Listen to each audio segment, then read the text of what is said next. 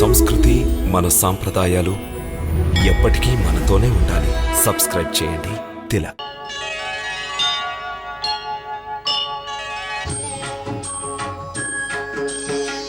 సీతారామచరితమపి రమ్యం మధుర మధుర శుభ శ్రవణానందం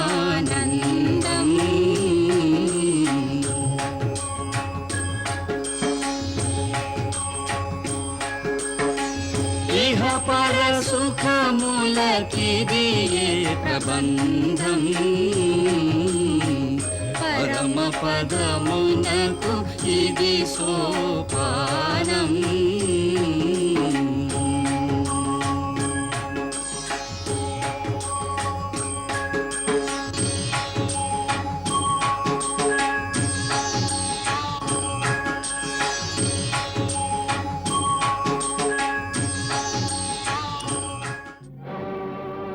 మహారాజా, నా దూతలు తెచ్చిన సమాచారము, వారు అద్భుతమైన గరుడ వ్యూహం రచించారు. అది అభేద్యం. సుఖ, నీవు వారిచ్చే ప్రభావితులవై వచ్చావు. ప్రతి ఒక్క వ్యూహాన్ని భేదించే సమస్య మనకెక్కడున్నది? గరుడ వ్యూహం కాని, శకటం కాని, లేదా పద్మ వ్యూహం పన్ని సైన్యంతో చుట్టుముట్టని. మన ధ్యేయం వాళ్ళు పనిన వ్యూహంలోనే వాళ్ళని అంతం చేయుట. వ్యూహం పనినా కూడా ఎలాంటి విషమ వ్యూహంలో వాళ్ళు చిక్కుకున్నారో నీవెందుకని అంచనా వేయలేకపోతున్నావు? వెనక అగాధ సముద్రం, ఎదురుగా లంకా దుర్గము యొక్క అభేద్య ప్రాకారం, దాని మధ్య ఎండిన రణభూమి. ఆహారం లేకుండా సేనలు ఎంతకాలం యుద్ధం చేయగలుగుతాయి? మహారాజుల యోచన లెస్సగానున్నది. శత్రువులు తమ శక్తిని తామే నష్టపరుచుకొని తాము పన్నిన వ్యూహంలో తామే చిక్కుకొని నశిస్తారు. అయినను శత్రువు శత్రువి. అన్ని విధాల పరిస్థితులను ఎదుర్కోవాలంటే మనం అప్రమత్తముగా ఉండాలి. అందువలన మన ఆంతరంగిక రక్షణ, సమర రంగంలో ప్రవేశించవలసిన పరిస్థితి ఏర్పడినప్పుడు దాన్ని ఎదుర్కోవలసిన పూర్తి ప్రణాళిక మనం ఇప్పుడే సిద్ధం చేసుకొనవాలి. సర్వోత్కృష్ట సైన్యాధ్యక్ష పదవిని యువరాజు ఇంద్రజిత్తు స్వీకరిస్తాడు. సమస్త యుద్ధములలోనూ కీర్తి గడించిన ఇంద్రజిత్తు ఏ యుద్ధమును జరిపించినను అవన్నీ మాకు విజయమునే వరింపజేసినవి.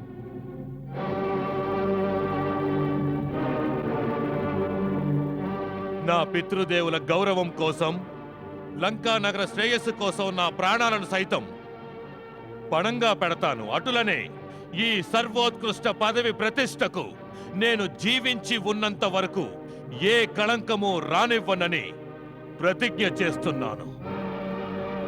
ఫళా కుమార, ముల్లోకములలోనూ లంక పేరు ప్రఖ్యాతులకు, అసురుల ప్రతాపమునకు నీ బలమే కారణము.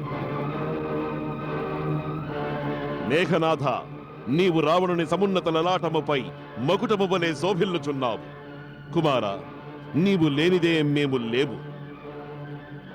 సర్వోత్కృష్టమైన సైన్యాధ్యక్ష పదవిలో ఉంటూ పశ్చిమ ద్వారమున నీ సైన్యాధ్యక్షునితో, అసంఖ్యాక సైన్య బలముతో నీవు ఉండవలే. పశ్చిమ ద్వారము మనకు అత్యంత ప్రధానమైనది. అటులనే జరుగును మహారాజా. మన తూర్పు ప్రాకారం లంకకు మరో ప్రముఖ ప్రవేశ ద్వారము. అక్కడ రాకుమారుడు ప్రహస్తుడు తన అధీనములో ఉన్న సైన్యముతో ఉండవలే.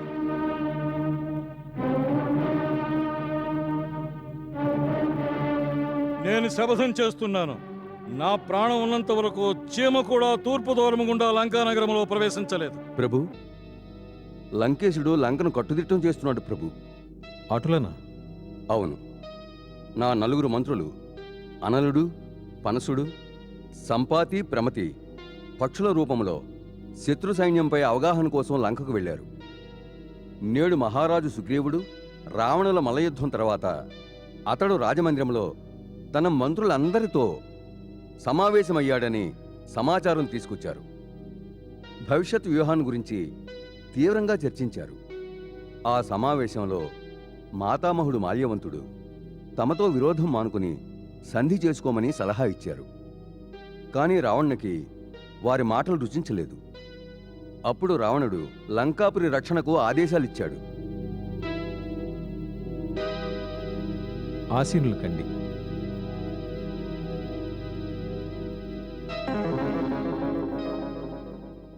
రావణుని ఉద్దేశ్యం తనే ముందుగా దాడి జరుపుతాడా లేక మన దాడి కోసం ఎదురు చూస్తూ ఉంటాడా?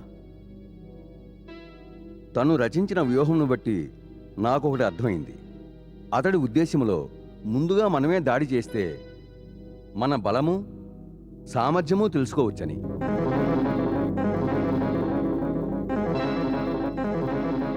అతడి వ్యూహరచన ఎలా ఉంది? లంకకు తూర్పు ద్వారం వద్ద సైన్య సమేతంగా తన కుమారుడు ప్రహస్తుని రక్షణ కోసం నియమించాడు. దక్షిణ ద్వారము మహాబలశాలి మహాపార్శ్వుడు సేనాపతి మహోదరుని సంరక్షణలో ఉంది. విశేషించి తన మహాపరాక్రమవంతుడైన పుత్రుడు ఇంద్రజిత్తుకి పశ్చిమ ద్వార రక్షణ బాధ్యతను అప్పగించాడు. రావణాసురుడు గూఢచారుల్లో ముఖ్యులైన శూకుడు సారణాది రాక్షసులతో ఉత్తర ద్వారం పరిరక్షిస్తున్నాడు. ఈ వ్యూహరచన గురించి మీరేమనుకుంటున్నారు? రావణుడు ఈ విధంగా ఆలోచించుకుంటాడు. మన గూఢచారులు మన వద్దకు వచ్చి దక్షిణ ద్వారము వద్ద రక్షణ బలహీనమని తెలిపితే తమరు ఖచ్చితంగా మన సైన్యంలోని అధిక సంఖ్యాకులతో ఆ ద్వారముపై దాడి జరుపుతారు. ఈ దాడి వలన తమ యుద్ధనీతి, సైన్యము నడుపుటలో తమ చాతుర్యము బయటపడతాయి. తరువాత ఇది కూడా అయ్యుండవచ్చు. మన అధిక సైన్యాన్ని ఆ ద్వారముపై ఉపయోగిస్తే మిగతా సైన్యం బలహీనపడుతుంది. అప్పుడు ఈ విధముగా జరగవచ్చు. ఇంద్రజిత్తు తన పశ్చిమ ద్వారాన్ని తెరుచుకుని బయటికి రావచ్చు. దక్షిణ ద్వారము వద్ద యుద్ధం చేయుచున్న మన సైన్యంపై వెనుక నుంచి దాడి చేయవచ్చు. అప్పుడు మహాపార్శ్వుడు తన ద్వారం తెరిస్తే వారిరువురి మధ్య చిక్కుకున్న మన సైన్యమంతా విధ్వంసం కావచ్చు. కానీ ఒకవేళ మన దాడి తీవ్రంగానూ వేగంగానూ ఉండి మొదటి ముట్టడిలోనే దక్షిణ ద్వారాన్ని ధ్వంసం చేసి ముందుకు సాగితే నగరంలో కొంత భాగం అనవసరం అవుతుందిగా? లేదు. ఎందుకు? ఎందుకంటే నగర మధ్య భాగమున రావణుని ప్రముఖ సేనాపతి విరూపాక్షుడు శస్త్రాస్త్రములు ధరించి భారీ సైన్య సమేతంగా ఇలాంటి అవకాశం కోసమే ఎదురుచూస్తూ ఉంటాడు. ఆ పరిస్థితిలో మన సైన్యం త్రిముఖ వ్యూహంలో చిక్కుకుంటుంది. దీని అర్థం ఏమిటంటే మనం ఏకకాలంలో ఒకటి కంటే ఎక్కువ ద్వారాలను ధ్వంసం చేసి లోపలికి వెళితేనే ముందడుగు వెయ్యగలుగుతామన్నమాట. నాది కూడా అదే అభిప్రాయం ప్రభు.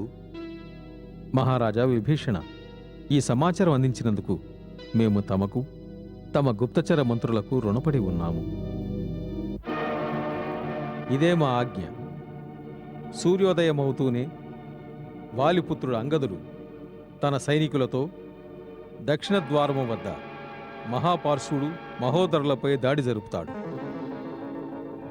వాయుపుత్రుడు హనుమంతుడు పశ్చిమ ద్వారమును ముట్టడించి లోనికి ప్రవేశించి ఇంద్రజిత్తుతో తలపడతాడు. లంకానగర తూర్పు ద్వారము వద్ద వానరశ్రేష్ఠుడు నీలుడు రావణపుత్రుడు ప్రహస్తుణ్ణి ఎదుర్కొంటాడు.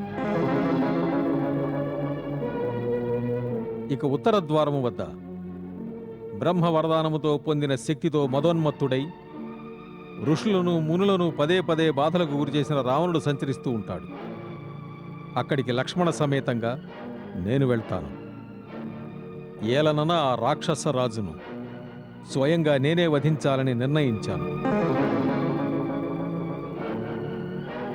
మహారాజు సుగ్రీవుడు, జాంబవంతుడు, మహారాజు విభీషణుడు సైన్య మధ్యంలో ఉండి 4 ద్వారముల వద్ద పరిస్థితిని పర్యవేక్షిస్తూ ఉంటారు. సైన్యములో 4వ వంతు అస్త్రశస్త్ర సహితులై ఎల్లవేళలా శిబిరంలోనే ఉంటారు. వారు యుద్ధములో అలసిపోయిన సైనికులకు విశ్రాంతినివ్వడం కోసం ఏ క్షణంలోనైనా పిలువబడతారు. లక్ష్మణ, మహారాజా సుగ్రీవ, ప్రభు, హనుమ, ప్రభు, మీరందరూ శిబిరాలకు వెళ్ళి నా ఆజ్ఞానుసారంగా వ్యూహరచనకు ఏర్పాట్లు చెయ్యండి. సూర్యోదయం కాగానే మన సైన్యమంతా వారి వారి స్థానాలలో ఉండాలి.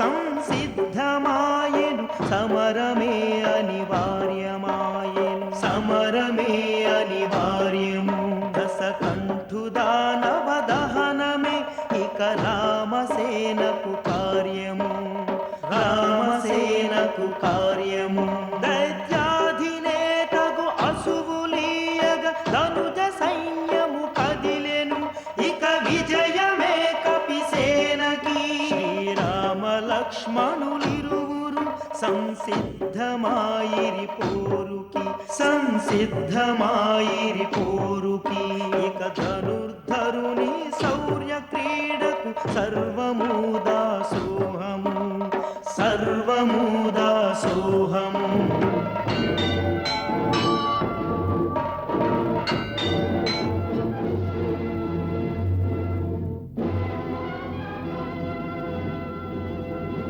హర హర మహాదేవ హర హర మహాదేవ హర హర మహాదేవ హర హర మహాదేవ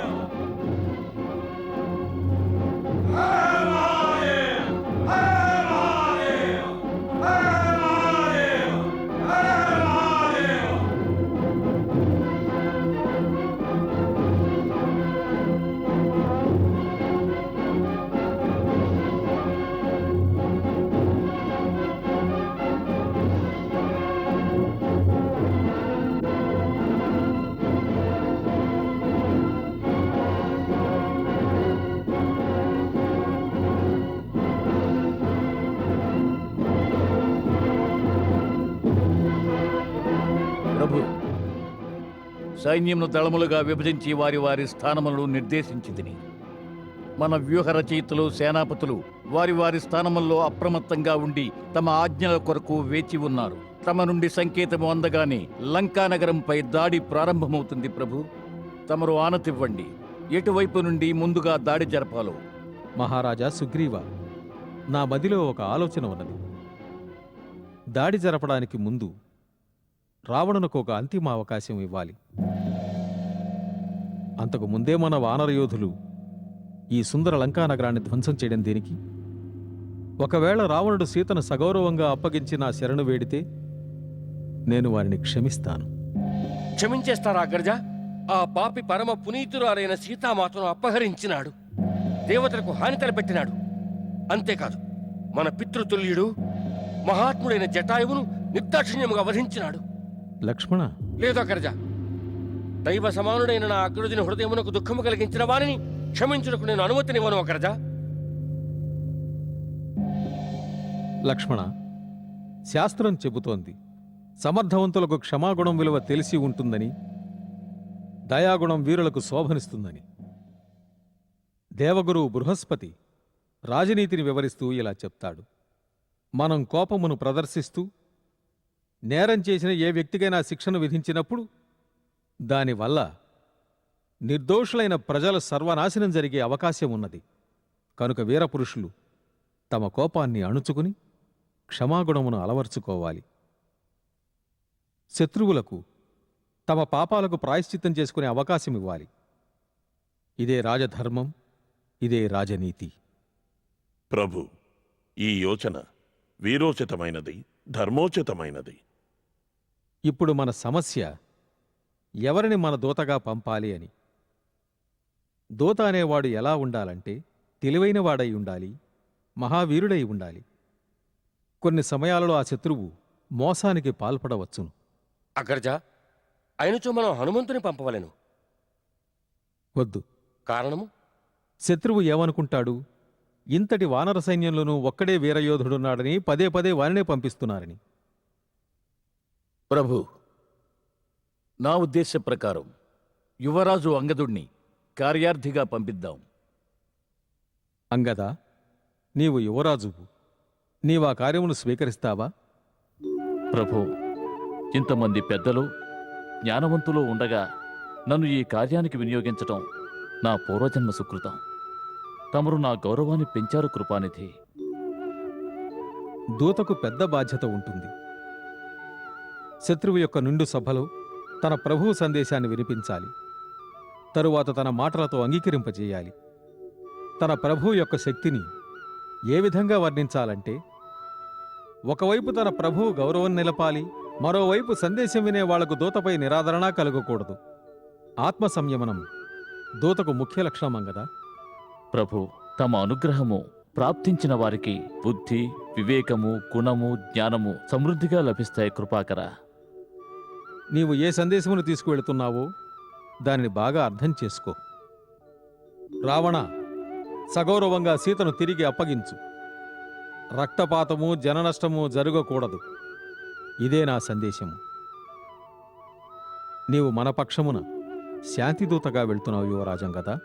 సాగినాడు అంగదుండు రామదూతనేడువాడు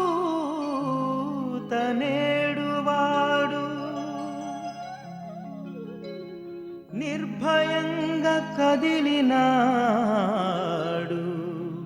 నిరాయుధుండైనవాడు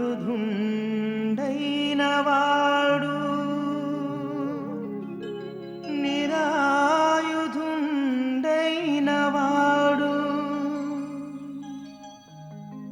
తమ చరణముల చెంతకు విజయుడనై రావాలని నన్ను ఆశీర్వదించని కృపానిధి. దూతకు ఇంకో కర్తవ్యం కూడా ఉన్నది వాలికుమారా. శత్రువు ఎదుట తన దళము యొక్క శక్తి, తన సైన్యము యొక్క బలాబలముల వర్ణన చాలా తెలివిగా చెయ్యాలి. శత్రువు లోపలే భయపడాలి. ఏ నమ్మకముతో నాకీ కార్యమును అప్పగించారో అది సక్రమముగా నిర్వర్తించున్నట్లు నన్ను ఆశీర్వదించండి ప్రభు. వెళ్ళిరా. విజయీ భవ. నాకు అనుజ్ఞనివ్వండి మహారాజా. సఫలీకృతుడివై తిరిగిరా.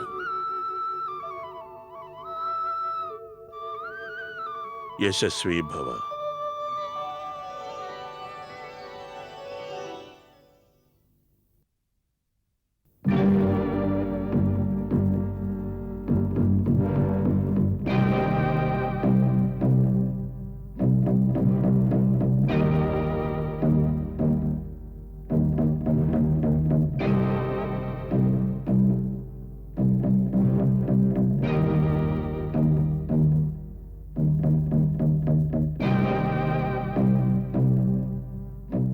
ఆగక్కడ. ఎవరు నువ్వు? రాజదూతను. ఏ రాజదూతవు? మా ప్రభువు శ్రీరామచంద్రుని దూతను. నీ రాకలో ఆంతర్యం? లంకాధిపతి రావణునకు మా ప్రభువు శ్రీరామచంద్రుని సందేశము వినిపించాలి. అక్కడే ఆగు. సేనాపతి అనుమతి లభిస్తేనే లోపలికి రాగలవు. నేను అనుమతి కొరకు నిరీక్షిస్తాను. ఎవరక్కడా? శత్రువు దూత వచ్చాడు. శత్రువు దూత వచ్చాడు, సేనాపతికి తెలియజేయండి. శత్రువు దూత వచ్చాడు, సేనాపతికి తెలియజేయండి. శత్రువు దూత వచ్చాడు, సేనాపతికి తెలియజేయండి. శత్రువు దూత వచ్చాడు, సేనాపతికి తెలియజేయండి.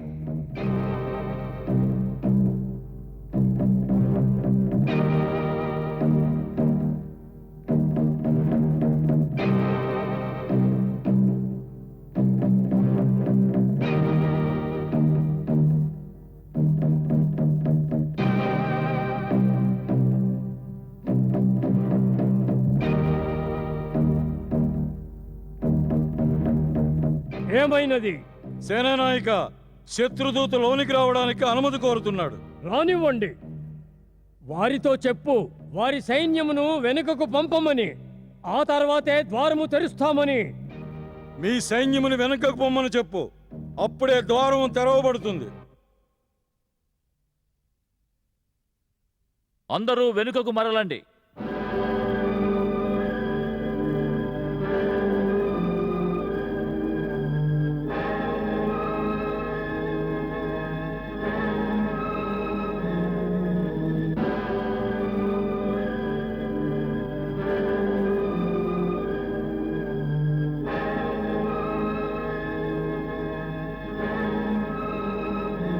సేన దూరంగా వెళ్ళిపోయింది.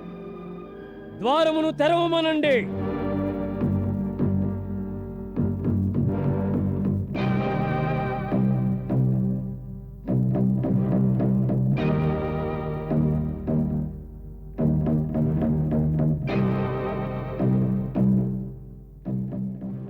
రామ కార్య నిర్వహుండు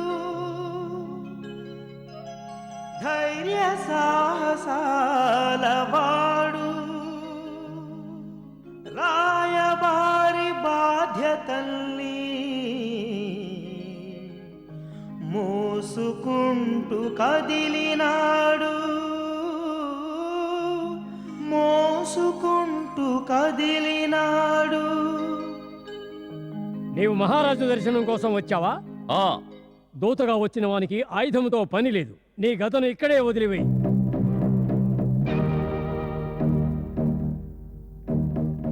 జై శ్రీరామ్.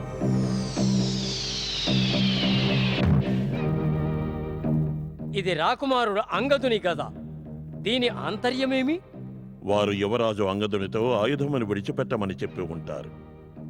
అందులకే వారు తమ గదను వారికివ్వకుండా మన వైపునకు విసిరారు.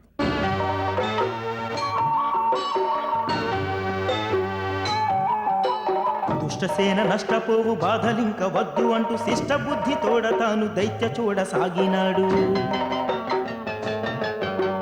ధర్మ బుద్ధి చెప్పబోవు మాటలింక చేదు అయితే చేతులార లంక తాను నీటిలోన మునిగినట్టే.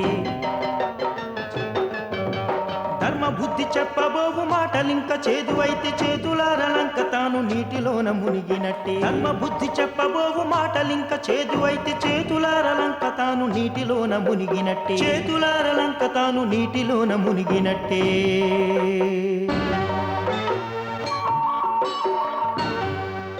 మహారాజు దర్శనం కోసం వచ్చావా? ఆ దూతగా వచ్చిన వానికి ఆయుధంతో పని లేదు. నీ గతను ఇక్కడే వదిలివేయి.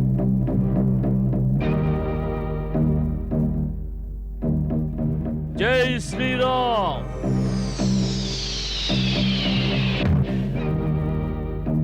ఇది రాకుమారుడు అంగదుని గద. దీని ఆంతర్యమేమి? వారు యువరాజు అంగదునితో ఆయుధమును విడిచిపెట్టమని చెప్పి ఉంటారు. అందులకే వారు తమ గదను వారికివ్వకుండా మన వైపునకు విసిరారు.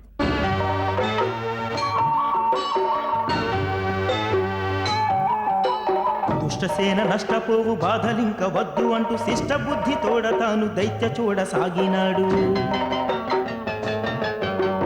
ధర్మ బుద్ధి చెప్పబోవు మాటలింక చేదు అయితే చేతులార లంక తాను నీటిలోన మునిగినట్టే. ధర్మ బుద్ధి చెప్పబోవు మాటలింక చేదు అయితే చేతులార లంక తాను నీటిలోన మునిగినట్టే. ధర్మ బుద్ధి చెప్పబోవు మాటలింక చేదు అయితే చేతులార లంక తాను నీటిలోన మునిగినట్టే. చేతులార లంక తాను నీటిలోన మునిగినట్టే.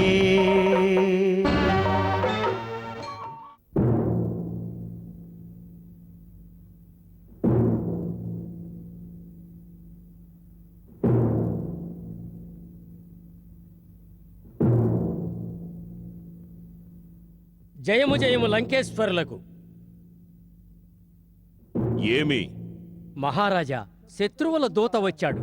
యుద్ధము చేయనవసరము లేదనే సందేశమును తెచ్చానని అంటున్నాడు. తత్ఫలితముగా లంకలో శాంతి చేకూరుతుందట. శాంతి సందేశము తెచ్చినాడా?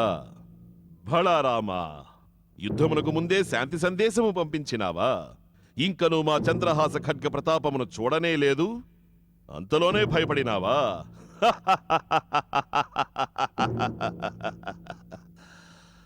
ప్రవేశపెట్టుము ఆ దూతను. చిత్తం మహారాజా.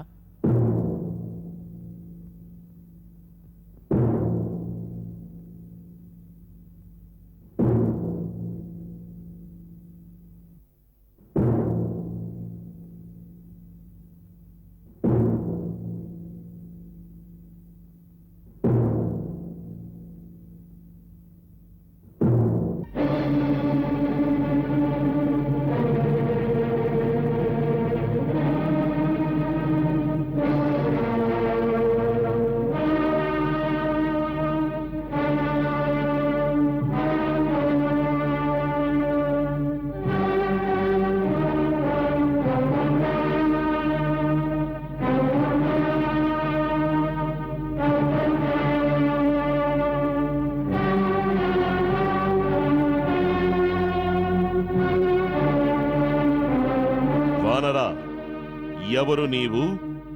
ఏమి సందేశము తెచ్చినావు? మహారాజా, సభ్యత గల రాజాస్థానములకు ఒక విధాయకమున్నది. శత్రుదేశం నుండి సందేశము తీసుకువచ్చిన దూతను ఆదరించి ముందుగా వారికి ఆసనమును చూపించాలి. పిదప గౌరవపూర్వకముగా వారికి ఆతిథ్యమిచ్చి అనంతరము వారు వచ్చిన కారణమును అడగాలి. మూర్ఖుడా, ఇదియును తెలియదా? రాజు చేత పంపబడిన దూతను రాజదూత అందురు. అరణ్యవాసము చేయు ఆ భిక్షకుడు పంపిన వానరుడు రాజదూత కానేరడు. తమరు రాజు గురించి మాట్లాడుతున్నారా లంకేశ్వర? నేను వారి దూతను. వారు రాజులకే రారాజు, రాజరాజేశ్వరులు. వారు కేవలం ఈ భూమండలమునకే కాదు, వారు ముల్లోకములకు ప్రభువు. దేవతలకు, వేదములకు, విధి విధానములకు వారు నాయకులు. నేను ఆ లోకేశ్వరుడైన శ్రీరాముని రాజదూతను. వాడు హరుడా, హరియా లేక బ్రహ్మ? ఎవడు వాడు? వారిని గురించి నీవు ఇంతలా ప్రస్తుతించుచున్నావు? నీ రాముని వాస్తవిక విశేషమును తెలుసుకొనుటకు ఏమున్నది? అతడొక సంచార వనవాసి. వారిని వారి రాజ్యం నుండి కూడా బహిష్కరించినారు. చెప్పుము, ఆ భిక్షుకుడు నీ చేత ఏమి సందేశము పంపినాడు? మహారాజా రావణ, తమరు నా ప్రభువు రాజరాజేశ్వరుడైన శ్రీరాముని అవమానిస్తున్నారు. అందులకు నేను నియమానుసారంగా ఈ సభ నుండి నిష్క్రమించాలి. రాజదూతకు గౌరవం అతని ప్రభువుకు గౌరవం అవుతుంది. కనుక రాజదూత యొక్క ప్రథమ కర్తవ్యం తన గౌరవమును తాను కాపాడుకొనుట. ఏలనన నాకు అవమానము జరిగినచో అది నా ప్రభువు రాజరాజేశ్వరుడైన శ్రీరామునికే చెందుతుంది. కనుక నాకిప్పుడు రెండే మార్గములున్నవి. వాటిలో మొదటిది, ఎక్కడైతే నాకు గౌరవప్రదమైన ఆసనము ఇయ్యబడలేదో ఆ సభ నుండి నిష్క్రమించడం. కానీ నేను తీసుకువచ్చిన సందేశము ఎంతో మహిమాన్వితమైనది. దానిపై లంకావాసుల యొక్క యావత్ రాక్షస జాతి యొక్క జీవన్మరణములు ఆధారపడి ఉన్నవి. కనుక నా యొక్క రెండవ మార్గము ఇదియే. నేను ఈ సభయందు నా కొరకు ఒక రాజోచితమైన ఆసనమును స్వయంగా ఏర్పాటు చేసుకున్నటే దానిపై గౌరవపూర్వకముగా ఆసీనుడనై నేను మా ప్రభువు యొక్క సందేశమును తమకు విన్నవించుకుంటాను. జై శ్రీరామ్.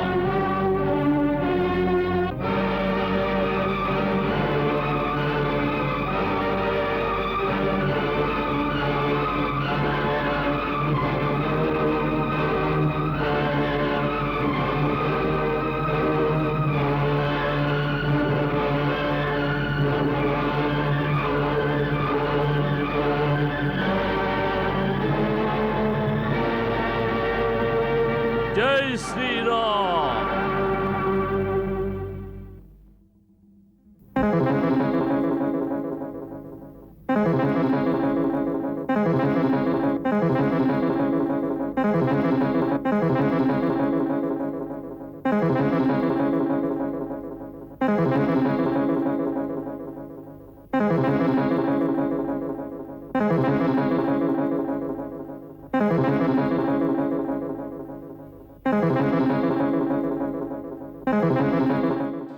అంగదుడే తను పెంచెనయావాలం రావణ గర్వం హరించగ సర్వము రాముని నామమే అంగద బలముగా వాలమే ఆసనమై ఎదిగెనులే అంగదుడే ధీటుగా వానరమే తన బలమును చూపెను సభగని మౌనమయే తిలకించుచు.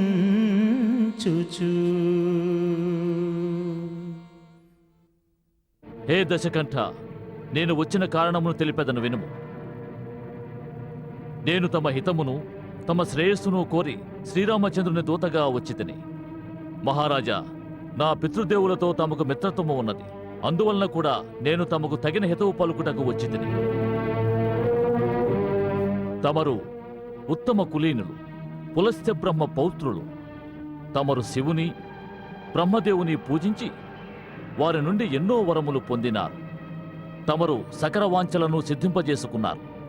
ఆ శక్తితో తమరు సమస్త లోకపాలకులను జయించినారు.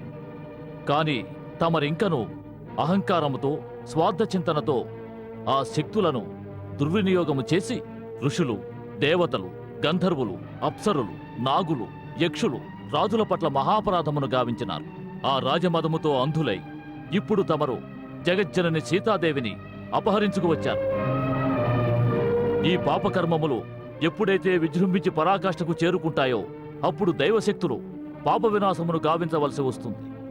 కానీ ఆ వినాశనముతో పాటు ఆ పాపులకు మహా దుర్గతి సంప్రాప్తిస్తుంది. వారి అంతము అతి భయానకముగా ఉంటుంది. మరణానంతరము వారి స్థితి అత్యంత దుఃఖదాయకంగా ఉంటుంది. తమ పాపములు నేడు తమను ఆ స్థాయికి తీసుకువచ్చినవి.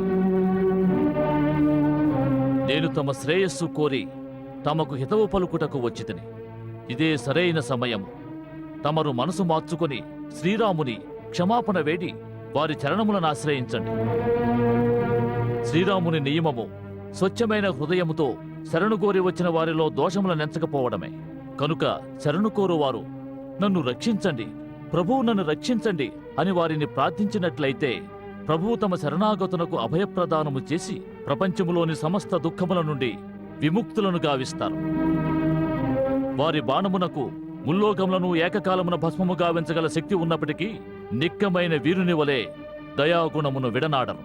కనుక తమరు నా మాట విని తక్షణమే తమరు తమ దురహంకారమును విడిచిపెట్టి దూషణ తిరస్కారములను కట్టిపెట్టి సమస్త కుటుంబముతో సహా శ్రీరామచంద్రుని శరణు కోరి జానకీ మాతను సగౌరవముగా ఆమె పతికి అప్పగించండి. శ్రీరాముడు ఉదార స్వభావుడు కనుక తమ శరణు ఘోషను వినుటకు ముందే వారు తమను క్షమించగలరు. అటులనా? మేము వారిని క్షమాపణ కోరినా వారు మమ్ము క్షమించెదరా? ఈ మాటలు మేము విశ్వసించవలెను. మేము సీతను గైకొని మా కుటుంబ సమేతముగా నోరు మెదపకుండా వారిని క్షమాపణ కోరుటకై వారి శిబిరమునకు వెళ్ళిన పిదప మమ్ములను క్షమించకున్నచో, మమ్ములను బందీలను చేసినచో ఈ జగము మమ్ము పరిహసించునే. ఈ విషయము విశ్వసించుట ఎటుల? మహారాజా రావణ, ప్రభువు పట్ల విశ్వాసం ఉంచవలసినదే. ఎవరికైతే ప్రభువు పట్ల పూర్తి విశ్వాసము లేదో వారికి ప్రభువుల ప్రాప్తి ఎన్నటికీ లభించదు. తమను జాగృతము చేయుటకు నేనొక ఉదంతము తెలిపెదను. మా వానర సైన్యము సర్వసన్నద్ధముగా లంకను నలువైపులా చుట్టుముట్టినది. అందరూ లంకపై ముట్టడి జరుపుటకు శ్రీరామ ప్రభువు ఆజ్ఞ కొరకై నిరీక్షిస్తున్నారు. కాని ఆ సమయమున ఆ కరుణాసాగరుడు నన్ను పిలిపించి ఇటుల తెలిపినారు. అంగదా, రావణుని వద్దకు వెళ్లి చెప్పు, నాకు యుద్ధజ్వాలలలో లంకలోని అమాయక ప్రజలను ఆహుతి చేయుట ఇష్టము లేదు. ఒకవేళ అతడు జానకిని సగౌరవముగా నాకు స్వాధీనము చేసినట్లయినా వానిని ఆ క్షణమే క్షమించి వేసెదను. లంక నుండి మరలిపోయేదను. నేను శాంతిని కాంక్షిస్తున్నానన్నారు. వారు నన్ను శాంతిదూతను గావించి తమ సమక్షమునకు పంపినారు. ఈ మాటలు స్వయముగా రాముడే పలికినాడా? నీవు నా సీతను అప్పగించిన నేను మరలిపోయేదనన్నాడా? నేను యుద్ధమును చేయను, నాకు శాంతి కావాలనన్నాడా? చిత్తు మహారాజా, వారే స్వయంగా సెలవిచ్చినారు. ఇదే మాట మేము నీ నోటి వెంట వినాలనుకున్నాము. ఇదే నీ రాముడు అన్నాడా? నేను యుద్ధము చేయను, నాకు శాంతి కావాలి అని. మూర్ఖ, ఈ మాటలలో నీకు కరుణ కనిపించుచున్నదా? వాని భయము కనిపించుట లేదా? రణక్షేత్రమున ఈ దశకంఠుని ఎదురొడ్డి నిలుచుటకు ఆ ధనుర్ధారికి కాలు చేతులు కంపించుచున్నవా? వాని ప్రియపత్నిని ఎవరో అపహరించుకుని వెళ్లిపోయిన ఆ శత్రువుపై ఇన్ని మాసములుగా వాని రక్తములో ఏ ప్రతీకార జ్వాలలు రగులలేదా? అనిన వానిలో క్షత్రియ రక్తము ప్రవహించుట లేదు. ఆ నీ మహావీరుడు ఒక బిచ్చగాని వలె మా నుండి సీతను భిక్షగా కోరుచున్నాడు. వాని వద్దకు వెళ్లి చెప్పుము, సీత నేను భిక్షగా ఇవ్వగలిగే వస్తువు కాదని, అట్టి అమూల్య రత్నమును తన బాహుబలముతో సాధించుకొనవలెనని. వారు సీతామాతను బాహుబలముతోనే సాధించుకున్నారు. మహారాజా, తమరు మర్చిపోయినట్టున్నారు. ఆ శివధనుస్సును శ్రీరామ ప్రభువు తన చిటికెన వేలితో ఎత్తి విరిచివేసినారు. ఆ శివధనుస్సుపై తమ బాహుబలమును పరీక్షించుకొనుటకై అప్పుడు తమరూ వెళ్ళినారట. తమరు దానిని ఎత్తలేకపోయినది ఎల్లరకూ విదితమే. ప్రతీకారము వీరత్వానికి నిదర్శనము కాదు. పిరిగితనముతో శత్రువును క్షమించుట సాహసమనిపించుకోదు. నీ వాచాలత్వమును కట్టిపెట్టరా మూర్ఖ వానరా? నీవే చెప్పినావు నీ తండ్రి మాకు మిత్రుడు అని, కాని ఇంతవరకు నీ వివరములు మాకు తెలుపలేదు. మహారాజా, దేవరాజు ఇంద్రుని పుత్రుడైన మహారాజు వాలిపుత్రుడను నేను.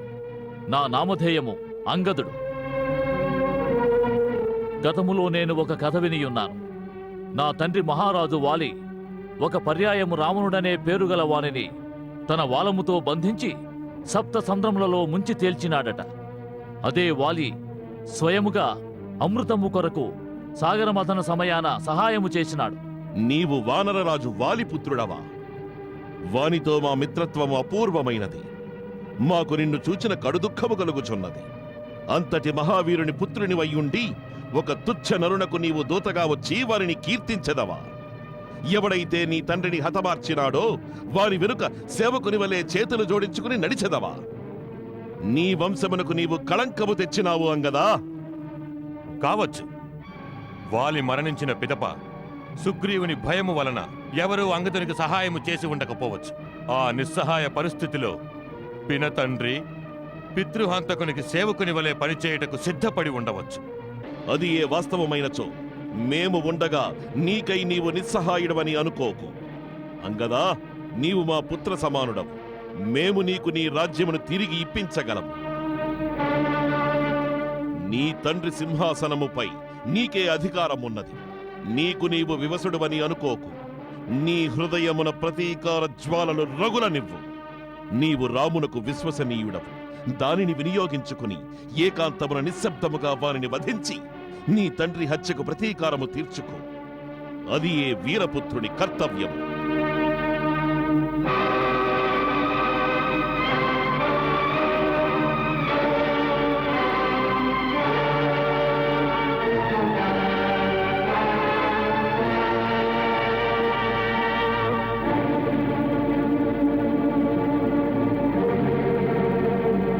హే దశానన, తమరు పదే పదే వీరత్వము గురించి వ్యాఖ్యానించుతున్నారు. కానీ నిక్కమైన వీరత్వ లక్షణాలు తమకు తెలియవు మహారాజా. ప్రతీకారము వీరత్వమునకు నిదర్శనము కానేరదు. పిరికివాడు ఎన్నడూ శత్రువును శిక్షించు సాహసము చేయలేడు.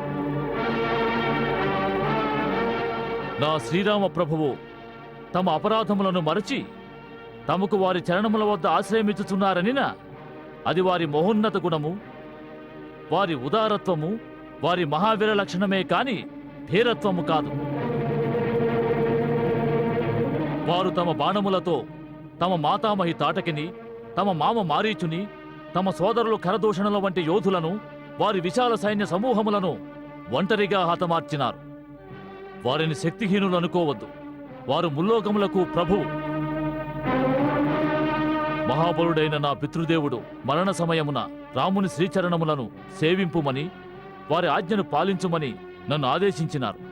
కనుక తమరు నాపై దయ చూపించి నాకు సహాయము చేయవలసిన అవసరము లేదు. ప్రస్తుతము తమరే తమ పైన దయ చూపించుకొనవలెను. తమరు సత్యమును గ్రహించి శ్రీరాముని శరణు వేడుకుని తమ దేశమును, తమ రాక్షస జాతిని వినాశనము నుండి కాపాడుకొనుడు. చాలించు!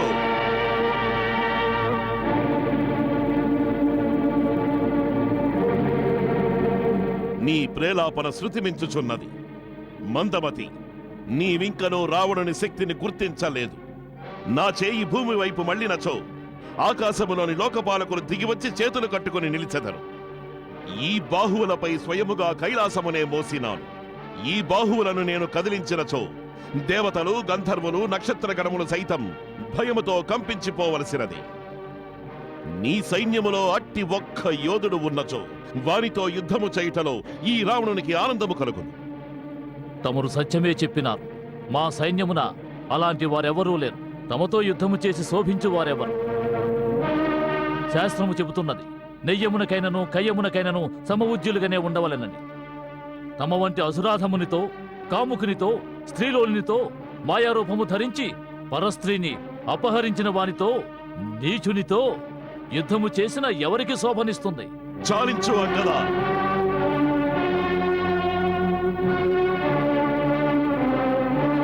ఒక్కటి గుర్తుంచుకో, నీవు దూతగా పంపబడిన వాడవు. అలాగని ఏం మాట్లాడినా మా నుంచి తప్పించుకోగలవని అనుకోకు. దూతకు కొన్ని నియమములున్నవి. రావణుని ఎదుట వాటిని మీరి మాట్లాడినట్లయితే అదే నీ చివరి ప్రేలాపనవుతుంది. అభాగ్యుడా, నీకీ రావణుని సాయం అనవసరమైనచో వాని వద్దే బానిసగా ఉండు. రావణుడు రావణుడు ఎన్నిసార్లు ఆ పేరు వల్లెవేస్తారు మహారాజా? నాకీ సత్యమును తెలుపండి. ఈ జగత్తులో ఎంతమంది రావణులు ఉన్నారు? నేను ఎంతో మంది రావణుల పేర్లను నా చెవులతో వినియున్నాను. మహారాజా, వారిలో తమరు ఏ రావణులు? ఒక రావణుడు రాజైన వాలిని ఓడించుట కొరకై పాతాళమునకేగినాడు. అక్కడి బాలకులు వానిని గోశాలలో బంధించి బాగా కొట్టినారు. అప్పుడు వాలియే వానిపై దయచూపి విడిపించినాడు. ఇంకొక రావణుని గురించి నేను విన్నది, కార్తవీర్యార్జునుడు వానిని ఒక జంతువు వలె భావించి బంధించినాడు. అప్పుడు పులస్త్య మహర్షి వానిని విడిపించినారు. ఇంకొక రావణుని గురించి చెప్పవలెనన్న సంకోచంగానున్నది. ఏలననిన తనే చెప్పినారు. నా పితృదేవుడు ఆ రావణుని తమ చంకన పెట్టుకుని తమ పూజా కార్యక్రమములు చేసుకునేటివారట.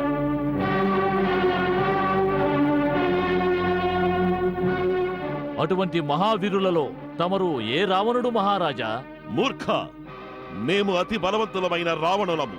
మా భుజముల శక్తి కైలాస పర్వతమునకు తెలుసు. మా శౌర్య పరాక్రమములు ఉమాపతి మహాదేవుడు అంగీకరించినాడు. మా శిరస్సునే పుష్పములుగా చేసి మేము వారిని పూజించినాము. మా బల పరాక్రమములు దిక్పాలకులకు విదితం. వజ్ర సదృశ్యమైన మా గుండెల కాఠిన్యము దశ దిశలలో ఉన్న దిగ్గజములకు తెలుసు. ఆ దిగ్గజముల దంతములు ఈ గుండెలను ఢీకొని ముక్కలైనవి. మేమట్టి జగత్ ప్రసిద్ధమైన ప్రతాపము గల రావణులం. మతగజము నావలో అడుగిడిన ఎట్లు కంపించునో, మా పదముల తాకిడికి భూమి ఎట్లు కంపించును. అట్టి రావణుని ఎదుట ఆ తుచ్చ రాముని ప్రశంసించదవా? ధిక్! వానరుల సహాయముతో అతను సాగరముపై సేతువును నిర్మించినాడు. ఇది ఏనా వాని ప్రతాపము? సముద్రమును పక్షులైనా లంఘించగలవు. అంత మాత్రమున అది శౌర్యము కాజాలదు. నీ ప్రభువు అట్టివాడైనచో దూతను ఎందులకు పంపినాడు? శత్రువుతో సంధి చేసుకోవడానికి. సిగ్గుచేటు. మహారాజా, సిగ్గు అన్నది కేవలం తమకు ఉండాలి. ఆ సిగ్గు వలననే తమరు పదే పదే తమ గొప్పలు చెప్పుకుంటున్నారు. హే లంకేశ్వర, రాముడు భయపడి నన్ను దూతగా ఎచ్చటకు పంపలేదు. ఆ రఘువీరుడు ఏ ఉద్దేశంతో పంపించినారంటే పిచ్చుకపై బ్రహ్మాస్త్రమును సంధించుట వీరులకు శోభనీయదు. ఆ కారణంగా వారు నీపై దయ చూపించాలనుకున్నారు. కానీ నీవు వారి దయకు ఎన్నటికీ పాత్రుడవు కావు. ఇప్పుడు శ్రీరాముని అంతిమ హెచ్చరికను నీకు వినిపిస్తున్నాను. నేను నీ అపరాధములకు శిక్ష విధించుటకై లంకాద్వారము వరకు వచ్చియున్నాను. బ్రహ్మదేవుని వరము కారణముగా నీవు దురహంకారుడవైనావు. దానిని నశింపజేసే సమయము ఆసన్నమైనది. రాక్షసాధమా, నీవు సీతను తీసుకుని నా శరణు వేడని పక్షమున నేను ఈ పృథ్విని రాక్షసహీనం గావిస్తాను. ఏ బలము చూసుకుని నీవు మాయతో సీతను అపహరించావో ఆ బలమును నేడు యుద్ధభూమిలో చూపించు. నేను మంత్రుల, పుత్రుల, బంధుబలగ సమేతముగా నిన్ను వధించి తీరుతాను. ఎందుకంటే నీవు మరణించుట వలన ముల్లోకములు నిశ్చింతగా ఉంటాయి. ఈ రావణుని రూపంలో ఉన్న నావ మునిగిపోయే సమయము ఆసన్నమైనది. ఇంకనూ మించిపోలేదు. ఎవరు శ్రీరాముని శరణు కోరి వస్తారో వారు రావచ్చును. వానరా!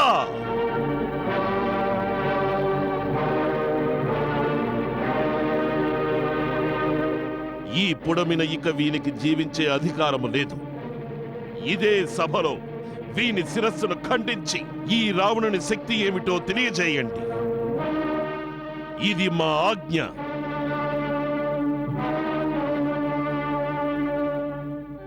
ఆగండి మహారాజా, ఈ అలుపులు మీ శక్తిని నాకేమి చూపించగలరు? నేను నా శక్తిని మీకు చూపిస్తాను. జై శ్రీరామ్! జై శ్రీరామ్!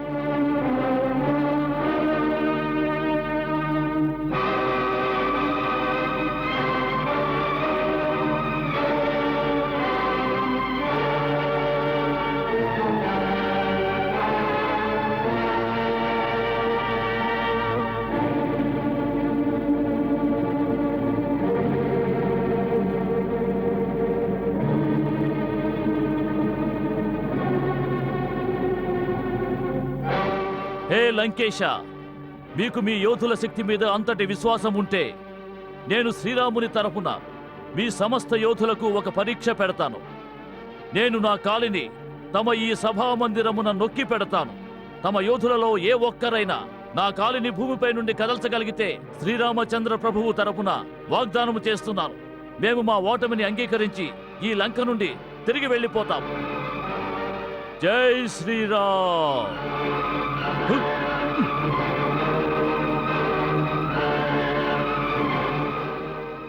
అంగదుడది మెను పదమును వడిగా శిలయని పిల్చెను పాదము చూడగా రామనామమున నిలిచెను సభలో బలవంతుల కది సవాలు ఎదలో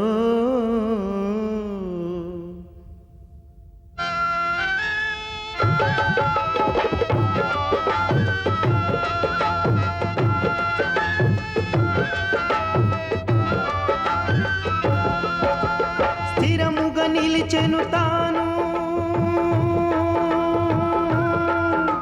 స్థిరముగా నిలిచెను తాను, దమ్ముల కలవారెవరని అనుచు అంగద ధైర్యము పలికెను వచనం. ఇది శ్రీరామనామపు బలము, అంగద పాదము చేసెను శపథం. ఇది శ్రీరామనామపు బలము. ఈ వానరము కాలు పట్టుకుని నేలపై త్రొక్కివేయండి.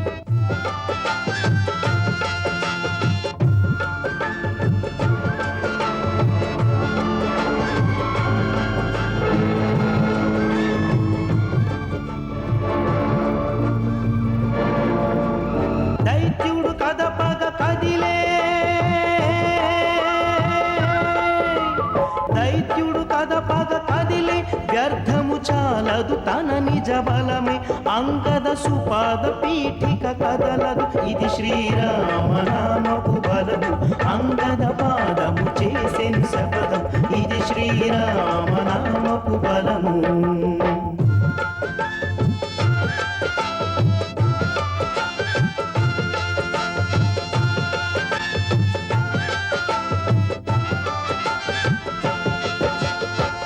ఇంద్రజిత్తు తాను బలమును చూప సభా మధ్యమున నిలిచెను తాను. కాలు కదప యత్నము చేసే, కాలు దూవి ముందుకు దూకే, కొండవోలి నిలిచిన కాలు కదలదాయ కదిపిన గాని దేహ బలము గతి తప్పేను, నీరు గారిపోయేను. పదము చెంత చేరిన వాడు శరణమన్న రీతిని నిలిచే, శిలాస్తంభమనిపించే. ఓ శిలాస్తంభమని పిల్చే, గిరి సమమని తోచెనులే తనకి, విఫలమయే అసుర ప్రయత్నం. ఇది శ్రీరామనామపు బలము, అంగద పాదము చేసే సరళం. ఇది శ్రీరామనామపు బలము, ఇది శ్రీరామనామపు బలము, ఇది శ్రీరామనామపు బలము, ఇది శ్రీరామనామపు బలము.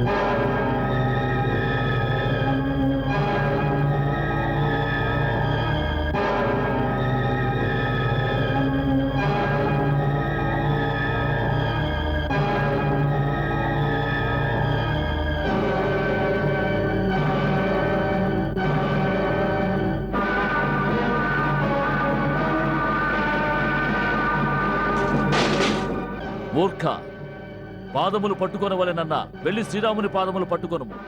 వారి పాదముల వద్ద ముక్తి మార్గం ఉన్నది. నా పాదములు ఎందుకు పట్టుకుంటావు? నా పరీక్ష నీ యోధులకే కాని నీకు కాదు. నేను నీకు మరలా చెప్పుతున్నాను, శ్రీరాముని చరణములను ఆశ్రయించు, అప్పుడే నీకు శుభము జరుగుతుంది. నేను నీకు రేపు సూర్యోదయం వరకు గడువిస్తున్నాను. ఆ తరువాత లంకపై ముట్టడి జరుపబడుతుంది.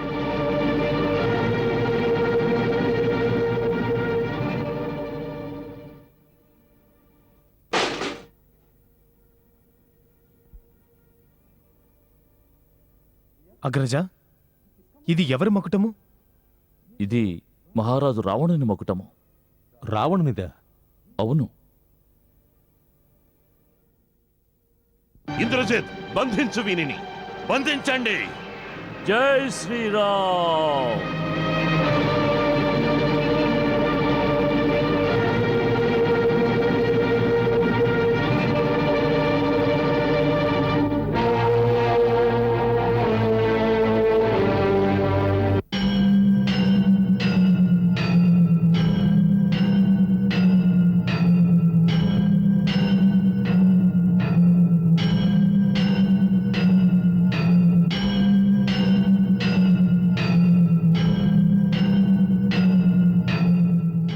వత్స, కొంచెం ఆలోచించుము. సంధి ప్రస్తావన శత్రుపక్షము నుండి వచ్చినది. సంధికి సమ్మతించమని చెబుతున్నారా మాతామహ? సగర్వముగా సీతను తిరిగి ఇవ్వవలనా? ఇందులో హాని ఏమున్నది మహారాజా? హాని ఏమున్నదని అడుగుతున్నారా? ఆకాశంలో రెపరెపలాడే రావణుని విజయ పతాకము ముక్కలై ధూళిలో కలిసిపోతుంది. దశ దిశలు మమ్ములను చూచి చీత్కరిస్తాయి. దశ దిశల విజేతను మమ్ములను అవహేళన చేతురు. మద గర్వముతో సీతను సింహము వలె ఎత్తుకొచ్చినాం. ఇప్పుడు జంబుకము వలె భయభీతుడనై ఆమెను తిరిగి ఇవ్వవలనా? ఈ ప్రస్తావనకు సమ్మతించడమే మా పరాజయం మాతామహా. పుత్ర, నీవొక సత్యమును విస్మరిస్తున్నావు. ఈ లోకమంతయు రాముని పక్షమనే ఉన్నది. దేవతలు, నాగులు, గంధర్వులు, ఋషిపుంగవులు, అంతెందులకు ఏ బ్రహ్మ మహేశ్వరుల వరప్రసాదం వల్ల నీవు దురహంకారంతో ప్రవర్తిస్తున్నావో వారు కూడా నీ కార్యమును అధర్మని అంగీకరించి రాముని విజయమనే వాంఛిస్తున్నారు. నీవు దిగ్విజయుడవే, కాని దిగ్దిగంతముల్లో నీ హితము కోరువారు ఎవ్వరూ లేరు లంకేశ్వర. వత్స, భగవంతుడు బ్రహ్మ దేవదానవులను రెండు పక్షములుగా సృష్టించాడు. దేవతల యొక్క బలము ధర్మము, దానవుల పక్షమున అధర్మమున్నది. కాని అంతిమ విజయము ధర్మమునదే అవుతున్నది. అటువైపు ఋషుల దేవతల ధర్మము వారి పక్షమును బలపరుస్తున్నవి. ఒకవేళ యుద్ధము జరిగితే విజయము వారినే వరిస్తుంది. ఆ తుచ్చ వానర మానవుల నా విజయము వరించినది. మాతామహ, మీకీ మతి భ్రమణము ఏల కలిగినది? తమరు వారిని తుచ్చ వానరులు అనుకుంటున్నారు. వారిలో ఎంతమంది దేవతలకు కాంక్షలున్నవో తమకు తెలియదు. వాని సైన్యములో శ్వేతుడు జ్యోతిర్ముఖుడు సూర్యభగవానుని పుత్రుడు, హేమకూటుడు వరుణతనయుడు, నలుడు విశ్వకర్మతనయుడు, మహాపరాక్రమంతుడు దుర్ధరుడు వసుపుత్రుడు, నీలుడు అగ్నిపుత్రుడు, రాకుమారుడు అంగదుడు నేడు రాజమండపమునకు వచ్చినవాడు. అతను దేవరాజేంద్రుని మనుమడు. రక్షరాజు జాంబవంతుణ్ణి నీవు వృద్ధుడనుకుంటున్నావు. అతను బ్రహ్మదేవుని పుత్రుడు, శాంత స్వభావుడు. కాని అతడి ఘాతమును ఎవరూ తట్టుకొనట సాధ్యము కాదు. అతడు దేవాసుర సంగ్రామములో ఇంద్రునికి చాలా సహాయము చేసినాడు. అమృత మదన సమయములో కూడా అతడు అక్కడే ఉన్నాడు. లంకేశ, వారిలో ప్రతి ఒక్కరూ ఒంటరిగానే లంకను ధ్వంసం చేయగలరు.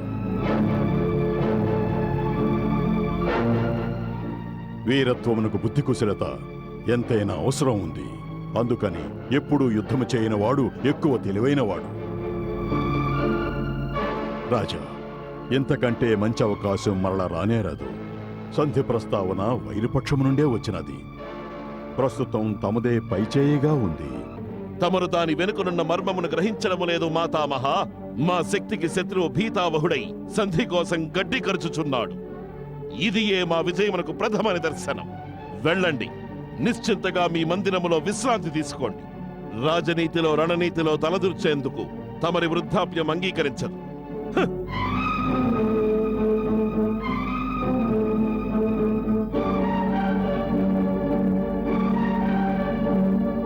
అటులనే విధి బలీయమైనది.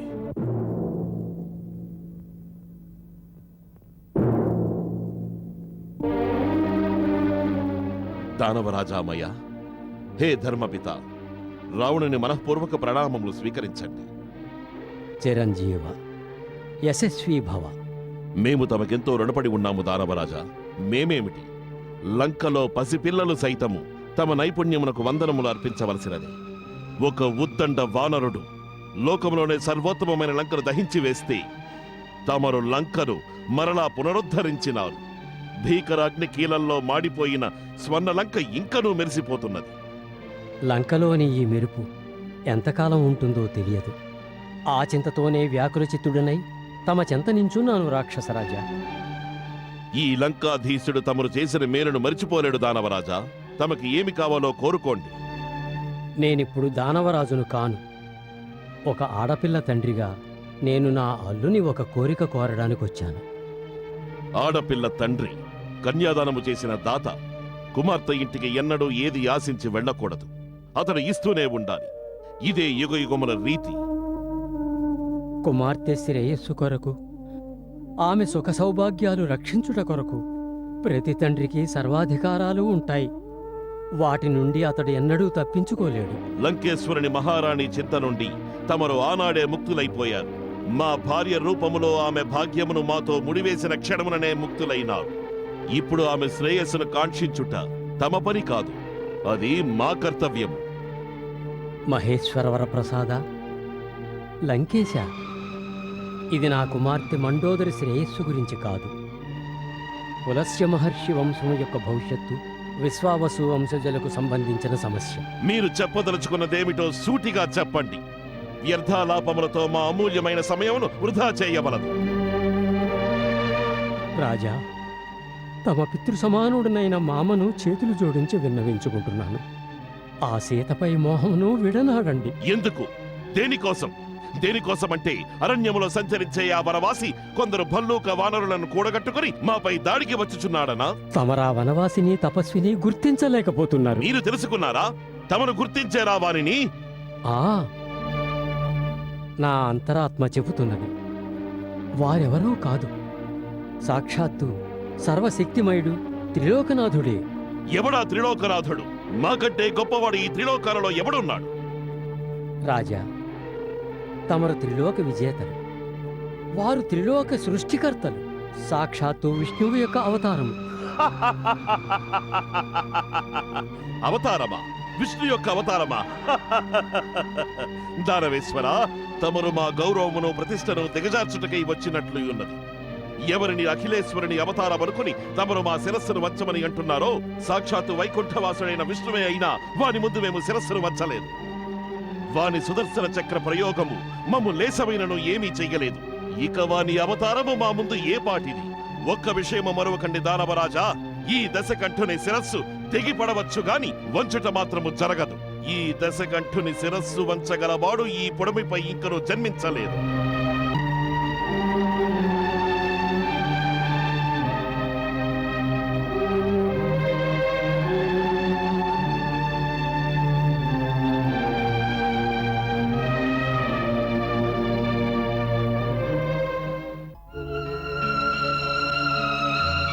నాయనా రావణ, తపస్సు చేయుటకై వెళ్ళుటకు ముందు మీ పితృదేవులు చెప్పిన మాటలు ఇంకనూ నా చెవిన మారుమ్రోగుతున్నవి.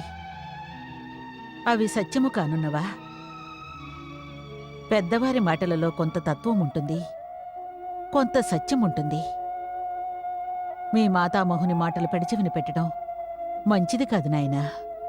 మాతా, రావణుడు ఇంకనూ పాలు త్రాగు శిశువు కాడు. పెద్దవారి వ్రేలు పట్టుకుని వెంట నడిచే పసివాడు అంతకంటే కాడు. పాఠశాలలో గురువు వద్ద కూర్చుని పాఠములు వల్లవేసే విద్యార్థి కాదు. తన మంచి చెడ్డలు బహు చక్కగా అర్థం చేసుకోగలడు తమ పుత్రుడు. మాతా, ఇది నీ అహంకారము నాయనా. మాతా, నీవు మాకు జన్మనిచ్చినావు, కానీ నా జీవన నిర్మాతను సాక్షాత్తు నేనే. స్వయంభువు రావణుడు ఏకోహం ద్వితీయో నాస్తి నభూతో న భవిష్యతి. మేము మా భూత భవిష్యత్ వర్తమానములను స్వయంగా నిర్ణయించుకుంటాం. తమరు మా గురించి ఆలోచించవలసిన అవసరమేమీ లేదు మాతా.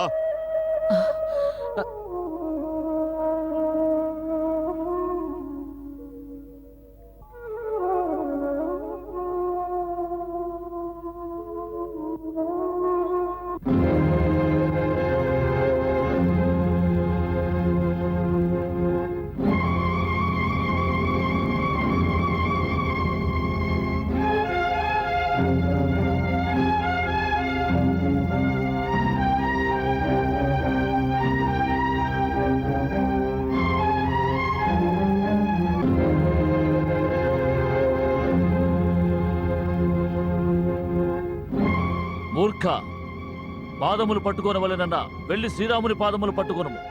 వారి పాదముల వద్ద ముక్తి మార్గం ఉన్నది.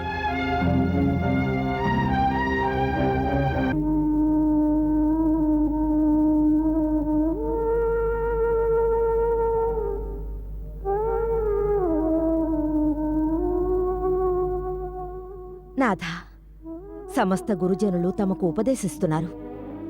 తమ మాతామహులు, తమ మామగారు, తమ మాత అందరూ ఒకే మాట చెప్తున్నారు. ఆ సీతను తిరిగి ఇచ్చేసి శరణు వేడమనియే కదా. అదే మాట నీవును చెప్పుదానివైతే మా సమాధానము కూడా వినుము. అది జరుగదు, జరుగదు, ఎంత మాత్రము జరుగదు. మంగళకార మంగళనాశ దశరథ రఘుకుల రాజకుమార.